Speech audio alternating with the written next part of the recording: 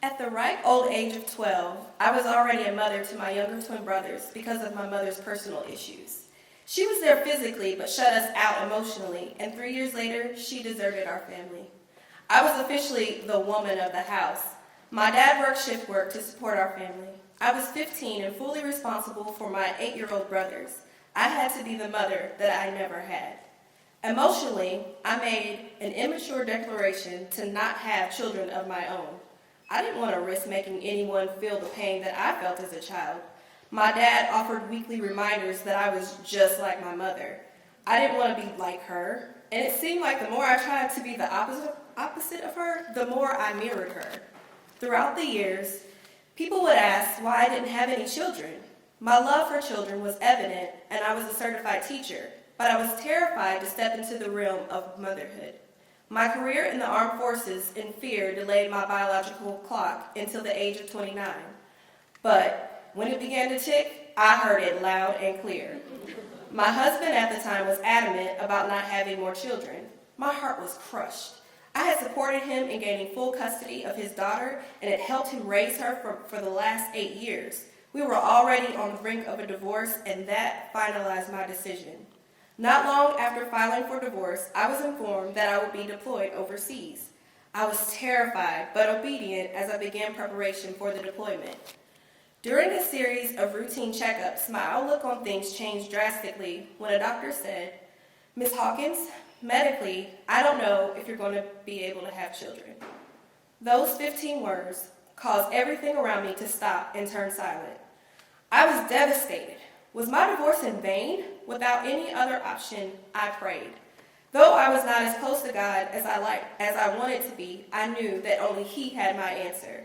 I asked God to fix this and to fix me. Did the fear within me block my blessing? I had so many questions and no answers. I continued to prepare for my deployment and was scheduled for mandatory vaccinations. One required a recent pregnancy test, which I took. It was just a formality and a painful reminder of my inability to conceive. I waited for almost 4 hours before the doctor delivered the news. "Ms. Hawkins, you're pregnant." Those 5 words confused me. Puzzled, I sputtered, "How did that happen?" I could tell she was about to go into the story of the birds and the bees, so I quickly stopped her. Based on my exam a few weeks earlier, I thought things were hopeless. I thank God because He created a miracle. Once in my car, I cried for a few reasons. My deployment was canceled and I was relieved, and I was terrified, scared to death. The fear that rushed in was unexplainable. I didn't exactly think this praying thing all the way through. I wasn't married to my new boyfriend. I hadn't been saving money. I had one excuse after another, but nothing outweighed my fear of being a good mother. Would I be just like my mother?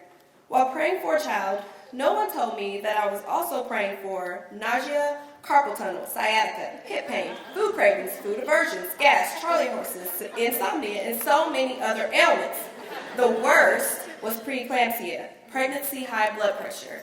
After a spike in all my levels, I was directed to the hospital immediately. I felt the first contractions, so I just settled into my room, and without hesitation, I asked for the epidural. Many hours later, my baby's heart rate dropped, and I wasn't dilating as expected. I had to have an emergency C-section, and after the procedure, I was anxious to hear my baby's first cry. I kept whispering, "Please cry, please cry." The whimper she let out was one of the most beautiful sounds I'd ever heard. The doctor said she was perfect. That was one of the best days of my life. All of my fears of being a good mother were gone. My baby is now 4, and she's still perfect. We named her Anaya, which means God's gift. She's my little miracle, and she came at the perfect time.